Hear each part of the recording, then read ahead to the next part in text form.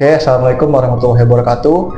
Kali ini bersama gua Farhan, gue bakal membawakan acara ini sekaligus memberikan pertanyaan-pertanyaan yang sering ditanyain sama netizen tentang pertanyaan seputar gaib ya guys. Kenapa mereka suka bingung dengan hal gaib? Oke, langsung saja di sini ada narasumbernya, abang gua sendiri. Biasanya gue jadi Iya biasanya dia yang jadi bawa acara, sekarang gue yang jadi bawa acara. gue jadi ditanyain ya gara-gara banyak yang nanya, jadi gue ditanyain. Nggak apa-apa lah, karena ini buat mengisi mengisi dan membantu kebingungan kalian untuk menjawab semua pertanyaan-pertanyaannya. Oke, kita langsung aja masuk ke pertanyaan yang pertama. Menurut lu gaib itu apa? Goib. Ya. Goib itu adalah sesuatu yang tidak nampak dengan kasat mata, tetapi dia ada. Itu simpelnya lah ya, gampangnya seperti itu. Itu yang gampangnya. Maksudnya biar gampang dipahamin gitu. Ya. Kan mungkin banyak teman-teman di sini juga yang bingung ya. Apa sih gaib itu? Mungkin gaib itu mereka mikirnya hantu atau apa ya kan? Makanya kita di sini berusaha ngejelasin kebingungan kalian. Oke, lanjut pertanyaan nomor 2. Gaib itu nyata atau tidak? Goib itu nyata lah. Justru kebalik, justru dunia yang nggak nyata. Jadi kalau ini kan menurut gue ya, jadi orang kan banyak yang kebingungan, ada yang nanya ke lu juga, buat nanya ke gua kan, berarti kan versi gua dong. Ya kalau yang tadi pertama gaib itu nyata apa enggak? Nyata lah, dan kita harus percaya. Karena kan ya kalau di orang Islam kan Allah itu kan sifatnya goib, malaikat sifatnya goib. Jangankan gitu, angin aja kan goib. Lu bisa ngeliat angin nggak? Nggak bisa. Nggak bisa, tapi kerasa nggak? Kerasa. Ya udah, itu berarti kan angin sifatnya goib. Gitu. Oh iya, kan di sini juga mungkin ada teman-teman yang non Islam, Kristen. Mereka juga pasti sebagian besar yang kepercaya nih sama gaib. Nah itu gimana cara bahasa umumnya lah supaya mereka paham gitu gimana? Itu tadi gampangnya, itu gaib itu sesuatu yang tidak terlihat sama kasat mata kita, tetapi itu ada. Mungkin kan kalau di non Islam juga, di luar Islam, mereka kan punya kepercayaan sendiri tentang Tuhan mereka dan ibaratnya Tuhan beserta jajarannya lah gitu. Nah, itu kan pasti mereka punya. Kalau kita di Islam kan Allah itu kan gaib lah. Nah, sekarang gini, kayak neraka surga itu kan gaib. Nah, lu tahu nggak surga neraka di mana? Nggak tahu, nggak kelihatan kan? Iyalah. Tapi ada. Nah, itu seperti itulah. Oke, mungkin teman-teman ya penjelasannya. Kita lanjut pertanyaan nomor 3 nih. Bagaimana cara mempercayai gaib? Cara mempercayai gaib itu yang pertama itu iman. Kalau kita di Muslim harus punya iman lah. Karena kalau kita nggak punya iman, susah nangkap logikanya. Karena gini, karena kan gaib yang berkeliaran. yang apa namanya? Iya, yang berkeliaran di masyarakat itu kan gaib itu kan cuma berhubungan sama setan, setan, jin, hantu, penampakan, surupan, santet, telu, apa segala macam kayak gitu. Padahal kan gaib itu nggak sesempit itu, gitu. Contoh kayak di langit kan Allah punya kerajaan sendiri kan, itu kan sifatnya gaib, tapi kan ada. Malah kalau buat gua kebalik, justru kita yang nggak nyata gitu, karena kita masih dunia. Kehidupan yang sebenarnya adalah ya nanti kehidupan gaib setelah meninggal, setelah mati. Gitu. Jadi cara mempercayainya ya pertama pakai iman. Pakai iman. Kalau pakai logika nggak nyampe men gitu. Jadi kalau mempercayai gaib itu harus pakai iman. Iman di mana? Di hati. Ya, pokoknya harus pakai iman. Terus jangan pakai logika. Kalau pakai logika susah masuknya. Pasti tabrakan. Oke, kita langsung aja ya ke pertanyaan nomor 4. Apakah gaib hanya berkaitan dengan hantu? Enggak lah. Gaib itu luas banget. Gaib itu nggak cuman, justru hantu, jin, setan, dan makhluk halus pokoknya yang berhubungan sama setan gitu, itu justru salah satu hal terkecilnya dari bagian dari gaib itu sendiri gitu. Di luar sana masih ada gaib. Contoh kayak misalnya ya itu tadi, kehidupan setelah mati itu kan gaib jatuhnya ya, tidak terlihat tapi ada kan gitu. Jadi bukan cuma tentang setan doang, berarti terlalu sempit. Cakupannya luas begitu kan, cuma tentang hantu enggak kan? Kalau cuma mikir tentang hantu, jin dan setan itu terlalu sempit kalau kata gue. Soalnya kan rata-rata di media sosial tuh orang kan mikirnya gaib itu pokoknya hantu, gaib itu pokoknya hantu. Padahal kalian yang sebagai orang Islam, Tuhan kita sendiri itu Allah sifatnya pun gaib gitu kan. Gitu. Iya, apalagi anak-anak muda sekarang kan Mungkin karena kebanyakan nonton konten hantu, jadi dipikirnya gaib itu hantu penampakan, padahal enggak. Padahal banyak. Ya contoh itu tadi aja, neraka sama surga itu kan gaib. Ya. Ya, sedang contoh gini, neraka itu kan disebutkan penghuni neraka itu kan besarnya ukurannya dari pundak ke kiri ke pundak kanan itu seperti naik kuda. Naik kuda yang paling jago balap kuda itu 3 hari 3 malam. Lalu kebayang nggak di mana tempatnya? Ya nggak tahu. Nah itu ya, itulah gaib. Jadi masih Ya. banyak lah, nggak cuman tentang kayak hantu setan doang, nggak gitu doang, banyak. Jadi intinya luas lah maknanya. Wah, gitu. kayak gini, Cuma ya gini dia minta pertanyaan siapa sih nanyanya gitu-gitu. Ya, ya adalah banyak. Namanya juga netizen. Terus ada lagi yang kelima. Kayak misalkan nih, santet itu nyata apa enggak sih? Apa cuma sekedar ilusi atau apa? Santet dan teluh. Kalau menurut gue ya, kalau menurut gue santet dan teluh itu ada, tapi dia tidak berbentuk seperti kayak orang-orang ada paku, ada. Gue dulu sempat mikir gini, santet itu kenapa diidentikan dengan paku? Kenapa nggak sama paku beton? Ya kalau pakai depan kegedean lah. Kenapa nggak sama apa namanya besi holo gitu kan?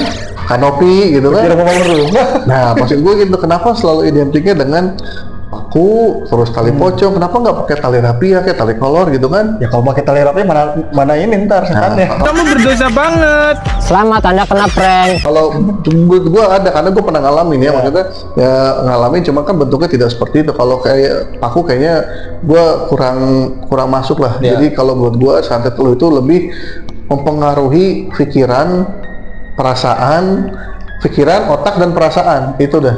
Sama hati berarti kan? Iya, karena kalau buat gue santet dan teluh itu lebih memainkan perasaan. Iya, Itu iya. nyampe lah ke kita gitu. Jadi kayak ibaratkan santet itu mengikuti perkembangan zaman gitu ya. Iya pasti. Karena zaman semakin modern yang dimainin apa? Yaitu otaknya, perasaannya sama Otak, perasaan, pokoknya Bagi hati, tadi, ya, hati. kebatinan lah, lebih ke arah kebatinan gitu. kebatinan juga. Kalau- Oke. Berarti kita lanjut pertanyaan selanjutnya ya. Apakah orang kerasukan asli atau rekayasa? Orang kemasukan, Iya.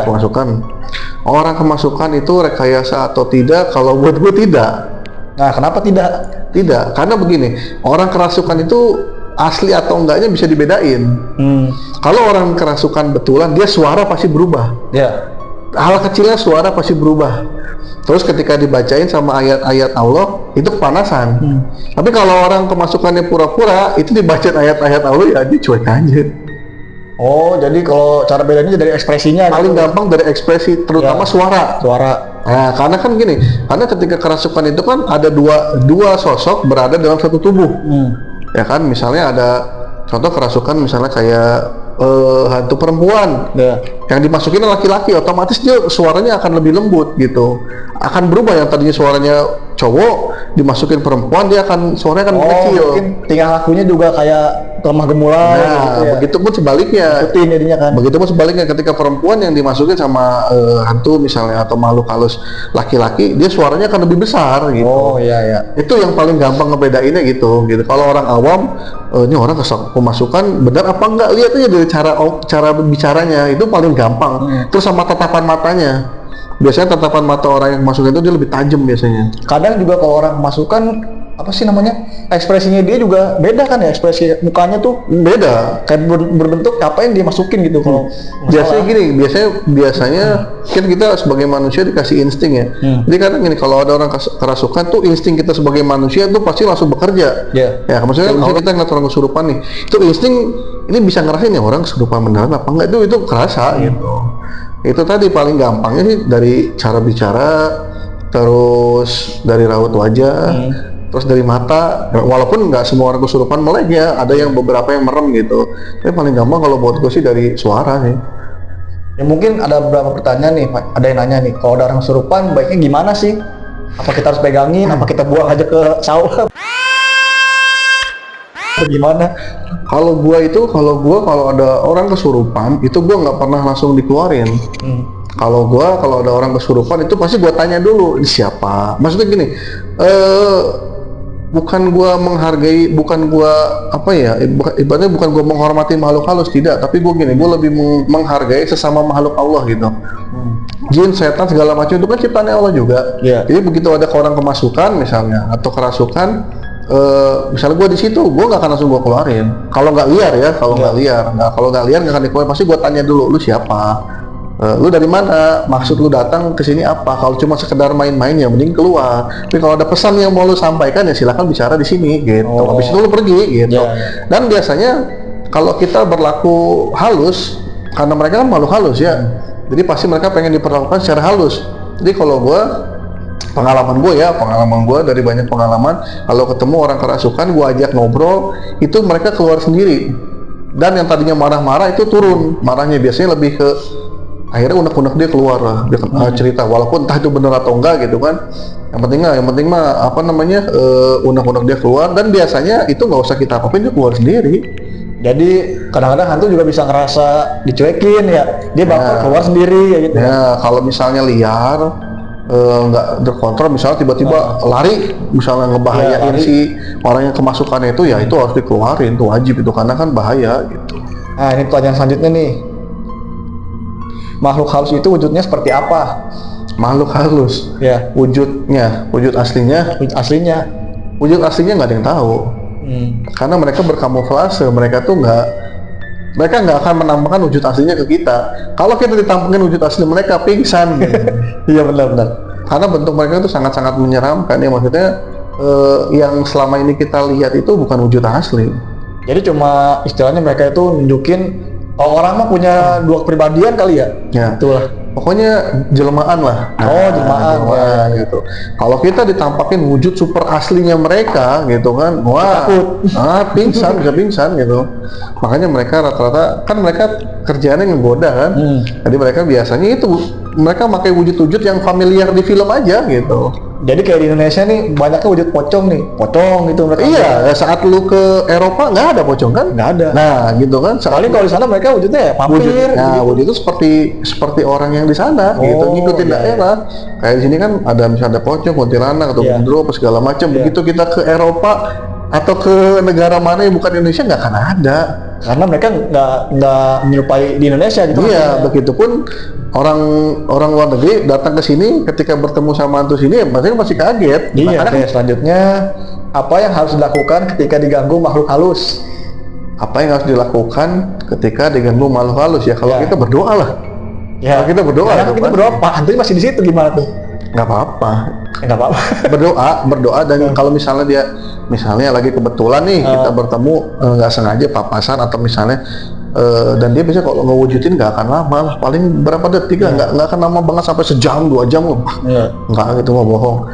Ya kita nggak usah kabur gitu, diam baca doa gitu, jangan diem ngompol gitu. Nah, kalau ada kayak orang misalkan orang latah atau apa gitu, gimana yang anggapinnya gitu?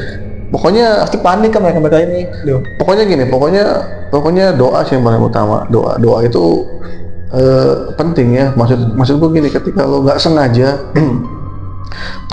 bertemu sama makhluk halus, contoh lo pulang kerja misalnya, jalan kaki tiba-tiba di semak-semak ada putih-putih gitu kayak bentuk pocong, jangan kabur, lo diem aja, karena kalau lu kabur, lu malah digangguin terus nanti. Ditakutin sama dia. Kalau bisa lu kejar itu dianya. Jadi biar dia yang lari gitu. Karena dia juga ngerasa kalau kita yang ngejar sama aja ya. Kalau kita walaupun kita takut ya, pasti takut lah kan. Manusiawi lah ya. Walaupun kita takut, tapi kita bergerak maju selangkah 2 langkah ke dia, ngilang, pasti ngilang. Karena soalnya dia juga mikir, wah ini orang berani nih. Padahal kita takut dalam hatinya gitu kan. Iya. Yang pertama berdoa, yang kedua ya berani, itu aja. Apakah orang melihat hantu benar atau tidak? Orang melihat hantu benar atau tidak? Kalau gue benar ya, karena gue termasuk orang-orang sekitar gue yang bisa melihat ya, memang ada bentuknya. Lagian kan kita kan diciptakan itu kan berdampingan ya. Diciptakan Allah nyiptain jin dan manusia itu kan untuk saling berdampingan, sebenarnya buat sujud sama Allah, cuman kan di samping itu kadang kan jin suka gangguin itu, ya berdampingan lah. Pokoknya gini, selama dia nggak ganggu kita ya kita juga nggak ganggu mereka gitu. Pokoknya sebaliknya aja, berdampingan. Contoh misalnya di setiap rumah orang tuh pasti ada makhluk halus, itu pasti ada. Bahkan bisa jadi populasi makhluk halus lebih banyak dari populasi manusia di bumi ini gitu. Karena kan sebelum Nabi Adam turun juga itu kan bumi diisinya bukan sama manusia kan? Jin gitu. Iya. Oke. Nih, pertanyaan terakhir, pertanyaan yang paling tunggu-tunggu mungkin ya. Bagaimana cara berlindung dan mengatasi gangguan makhluk halus? Gimana nih? Ya itu tadi berdoa. Ayo kalau Selain berdoa maksudnya? ya selain berdoa, ya nggak ada lagi berdoa lah. Jadi kita mau ngelakuin apa lagi dah? Kita berlindung sama Allah. Ya maksudnya kan jin, setan, makhluk halus, makhluk gaib yang nggak kelihatan sama kita itu kan ciptaannya Allah. Otomatis ya kita berdoanya sama Allah yang nyiptain mereka lah gitu kan. Dan mereka pasti nggak akan berani gitu kan. Kita nyebutin nama Allah, mereka nggak akan berani pasti. Mungkin kayak yang orang Islam harus kayak sholat itu kali yang ngaji. Oh iya, itu mah udah pasti ya, itu mah kewajiban gitu, udah pasti. Cuman kalau ya itu tiba-tiba papasan ya baca doa aja kan, ada banyak diajarin doa gitu kan. Zaman sekolah dulu juga udah diajarin aja, jadi pasti seenggaknya kita hafal lah gitu kan. Misalnya nggak hafal doa-doa khusus misal, hafalnya Bismillah doang, ya udah baca aja Bismillah. Takut mereka juga sama baca Bismillah gitu. Itu yang intinya mah berdoa. Jadi semuanya kita harus bergantung sama Allah lagi ya, kembali sama Allah. Iya, boleh balik lagi semua sama Allah. Allah yang menciptakan seluruh alam semesta ini, termasuk isi-isinya, termasuk makhluk-makhluknya. Otomatis makhluk-makhluk yang diciptain takut lah, apalagi kayak jin itu takut dengar nama nyebut nama Allah aja pasti takut gitu. Jadi jangan tentang kita sebagai manusia mungkin punya keahlian bisa ini bisa itu terus kita mengabaikan Allah gitu ya, jangan. Iya, tetap semua balik lagi nih ke Allah semua. Atas kendali Allah juga semuanya gitu. Iya, gitu. Makhluk halus aku pasti takut sama Allah. Kalau lu nggak bisa baca yang susah, lu cuman hafal Bismillah ya baca Bismillah. Lu cuman hafal A'udzubillahi minasyaitonirrajim ya lu baca itu. Lu hafalnya Al-Fatihah ya lu baca aja, pasti mereka takut gitu. Jadi intinya kalian harus balik lagi diri kalian sendiri, mau percaya apa enggak. Kalau kalian punya Tuhan ya kalian percayailah Tuhan kalian gitu kan. Apa yang dijelasin di kitab kalian masing-masing gitu kan. Di sini kita juga nggak maksa untuk percaya kayak gini-gini, enggak. Oke, jadi intinya pertanyaan tadi udah dijawab. Tapi ada yang paling penting itu kalian harus subscribe dulu. Oh iya, jangan kita lupa. udah ngomong panjang lebar nggak subscribe. Kita udah ngomong panjang lebar sampai kubur-kubur ini capek nih ngomong. Kalau kalian nggak subscribe ya percuma ya guys ya. Iya, jadi tetap jangan lupa di subscribe, di like, di share videonya, di komen-komen deh gitu. Subscribe itu gratis guys, jangan lupa di subscribe ya, oke? Ya, subscribe itu gratis. Itu emang orangnya ngasih pertanyaan banyak yang nanya gitu? Enggak, jadi pertanyaannya bukan cuma satu orang doang, nanya banyak. Oh. Gitu. Makanya gua rangkum jadi satu. Oh gitu. Iya, karena mereka juga mungkin bingung ya mau nanya langsung ke lu nya kan gimana gitu. Jadi nanya lewat gua sampein ke lu gitu. Oh ya udah. Ya udah Jadi gitu kurang jawaban lebih gua gitu tadi. ya guys ya. Gimana ya? Kurang lebihnya mohon maaf jika Ya kami kalau ada salah kata dari penyampaian. gua mohon maaf. Ini kan versi gua ya. Iya. Karena kan orang nanya, tanyain sama gua gitu Iya. kan. Berarti gua ngejawab versi gua dong. Jadi sebenarnya kita juga mungkin orang lain punya versi masing-masing ya. Ya pasti. Ini kan versi kita begini Nah, versi gitu. versi kita sama orang pasti beda. Ya ini kan karena pengalaman kita kayak gini ya udah kita jelasin semuanya itulah. Kurang lebihnya mohon maaf jika ada salah kata. Jangan lupa di subscribe, like dan komen. Kemudian jangan lupa dibagiin ke teman-teman kalian, mau entah itu di WhatsApp, di Facebook, Twitter, Instagram dan lain-lain. Oke. Mungkin segitu yang bisa gue sampaikan sama abang gue. Kurang lebihnya mohon maaf. Assalamualaikum warahmatullahi wabarakatuh.